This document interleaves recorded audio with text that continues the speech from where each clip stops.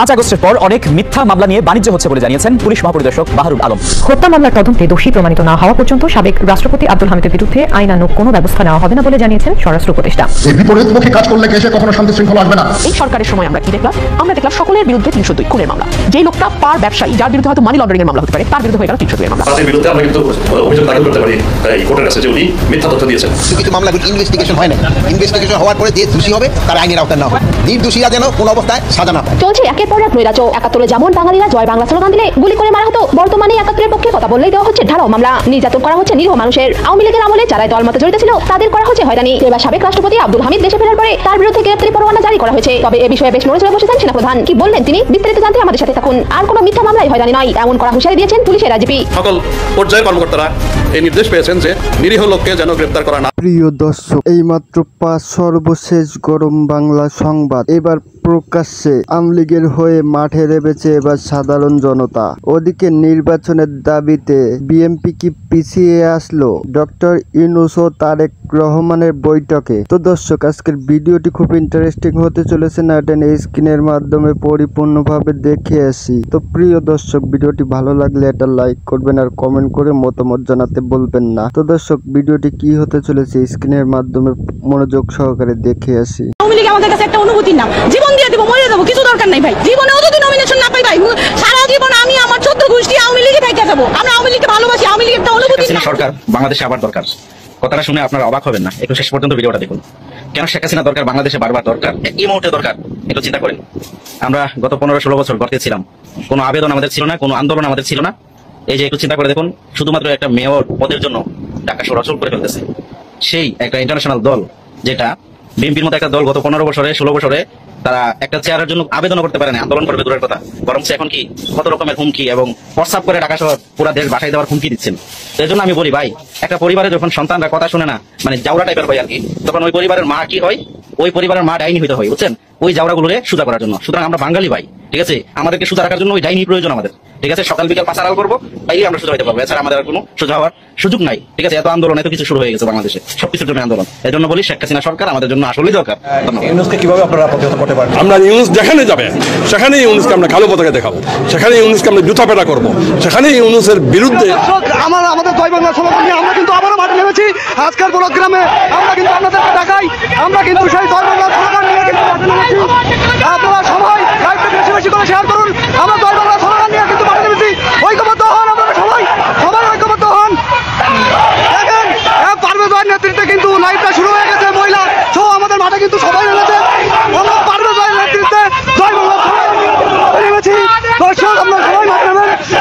আমরা সবাই ঢাকা ঘেরাও কর্মসূচি পালন করেছি। দর্শক, আপনারা কিন্তু দেখতে পাচ্ছেন। দর্শক, আমাদের ভয়ভীত দেখায় লাভ নাই, আমরা কিন্তু মাঠে আসি, মাঠে থাকবো ইনশাল্লাহ। জয় বাংলা স্লোগান দিয়ে কিন্তু আপনাদের দোয়াই আপনারা মাঠে নেবেন। ঐক্যবদ্ধ হন, ঐক্যবদ্ধ হয়ে সবাইকে যোগদান করার সুযোগ করে দেন। সবাই লাইক শেয়ার করুন। দর্শক, আপনারা ইতিমধ্যে দেখেন আমাদের যুবলীগের সাতক্ষীরা জেলা থেকে সেই পারভেজ নেতৃত্বে কিন্তু লাইভ শুরু হয়েছে। ইতিমধ্যে আমরা পারভেজ ভাইকে দেখাই দিব। গতকাল সোমবার সন্ধ্যা 7:30টার দিকে আপনার 4 দিনের একটি সরকারি সফরে যুক্তরাজ্যে রওনা দিয়েছে ডক্টর মোহাম্মদ ইউনূস। এখন এই সফরের সবথেকে গুরুত্বপূর্ণ আলোচনার বিষয় কি জানেন? ডক্টর মোহাম্মদ ইউনূস এবং তারেক রহমানের বৈঠক। হ্যাঁ দর্শক বন্ধুরা, গতকাল সন্ধ্যায় তিনি যে যুক্তরাজ্যের উদ্দেশ্যে ঢাকা ছেড়েছেন এবং আগামী 4 দিন তিনি যুক্তরাজ্যে থাকবেন, এই সফরেই আর মাত্র 2 দিন পর, মানে 13ই জুন এই তারিখে ডক্টর মোহাম্মদ ইউনূস এবং তারেক রহমানের মধ্যে একটি বৈঠক হতে চলেছে লন্ডনে। আর এই যে সাক্ষাৎটি হবে, এটা কিন্তু এই 2 নেতার প্রথম মোলাকাত। সুতরাং এই 2 নেতার মুখোমুখি সাক্ষাৎ, এটার কিন্তু রাজনৈতিক তাৎপর্য অনেক বেশি।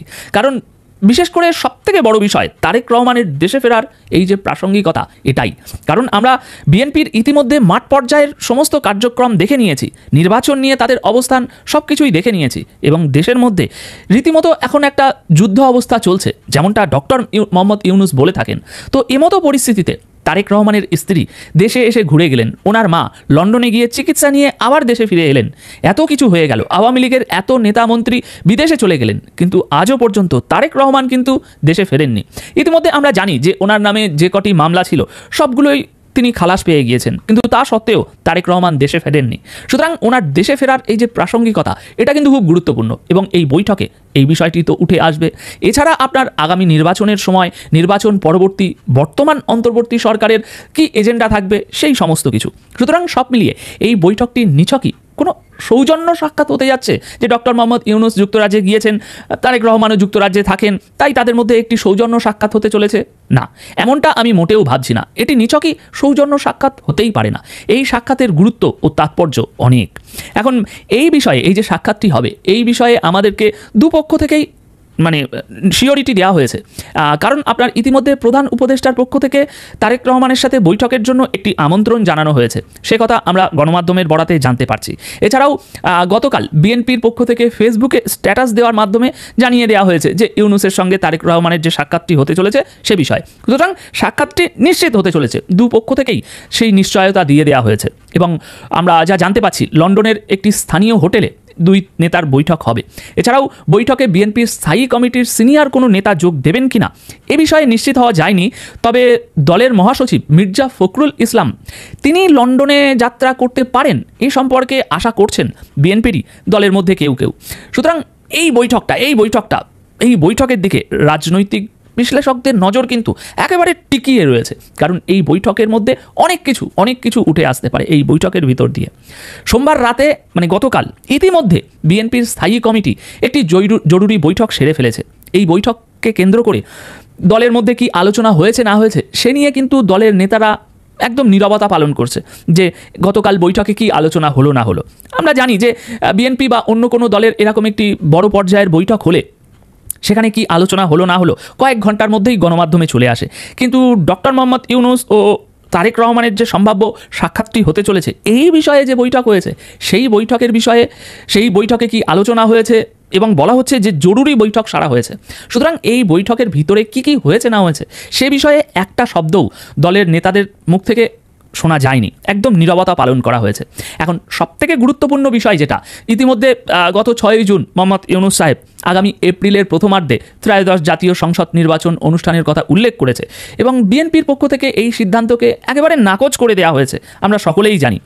সুতরাং এখন এই যে বৈঠকটি হতে চলেছে এতদিন পর প্রথম মোলাকাত, এখানে দলের অবস্থান এতদিন পর্যন্ত যেটা আমরা দেখে আসছি যে না ডিসেম্বরেই দিতে হবে, ওইসব মে জুন টুন ওসব একটা অন্য দলকে সুবিধা দেওয়ার জন্য বর্তমান অন্তর্বর্তী সরকার এই গেমটা খেলছে, যেমনটা বিএনপি এখনও পর্যন্ত দাবি করে এসেছে এবং মাঠে আন্দোলন করছে যে ডিসেম্বরেই দিতে হবে। ডিসেম্বরে না দেওয়ার কোনো কারণ আমরা খুঁজে পাচ্ছি না, যৌক্তিক কারণ যেটা সেটা ডিসেম্বরই।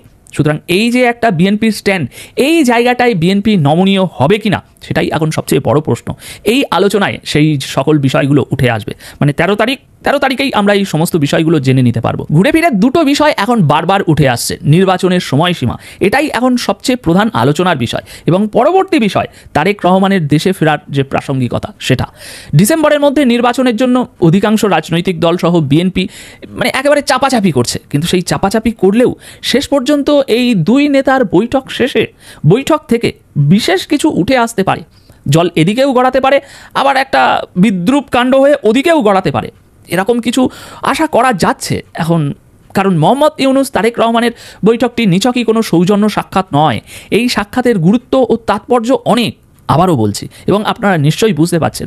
এই যে নির্বাচন নিয়ে বিশাল একটা কাণ্ড ঘটছে আজ সারা বাংলাদেশে, বিএনপি এবং অন্যান্য আরও ম্যাক্সিমাম দলের একটা স্ট্যান্ড, অন্যদিকে জামাত, আপনার এনসিপি ও বর্তমান অন্তর্বর্তী সরকারের ভিন্ন একটি স্ট্যান্ড আরেকদিকে, এই যে দ্বন্দ্বটার বিষয়ে একটা বিশেষ কিছুর প্রতিফলন ঘটতে পারে এই বৈঠকে।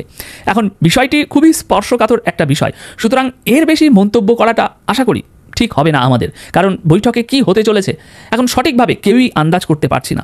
ইতিমধ্যেই আমরা যেমনটা দেখলাম, গতকাল বিএনপির একটি জরুরি বৈঠক হয়েছে, কিন্তু সেই বৈঠকে কি আলোচনা হয়েছে না হয়েছে সে বিষয়ে কোনো আওয়াজ বাইরে আসেনি। সুতরাং স্পর্শকাতর কতটা আপনারাই বুঝতে পারছেন। এখন আমরা একটু অপেক্ষা করে দেখব আর মাত্র 2 দিন যে কি বার্তা আসে ডক্টর মোহাম্মদ ইউনূস ও তারেক রহমানের এই বৈঠক থেকে। তারেক রহমান তার যে স্ট্যান্ড তিনি এখনও বজায় রেখেছেন যে ডিসেম্বরেই নির্বাচন দিতে হবে, সেই স্ট্যান্ড থেকে তিনি কি সরে আসেন, নাকি এই বৈঠকের পর সেই যে তাদের পদক্ষেপ, বিএনপির যে কড়া পদক্ষেপ যে না ডিসেম্বরেই নির্বাচন দিতে হবে, সেই জায়গাটা আরও বেশি শক্ত হয়। দর্শক, এ বিষয়ে আপনাদের মন্তব্য, আপনারা কি ভাবছেন কি উঠে আসতে পারে এই বৈঠক থেকে? আপনাদের মতামত অবশ্যই কমেন্ট বক্সে রেখে যাবেন। ধন্যবাদ আপনাদের সকলকে।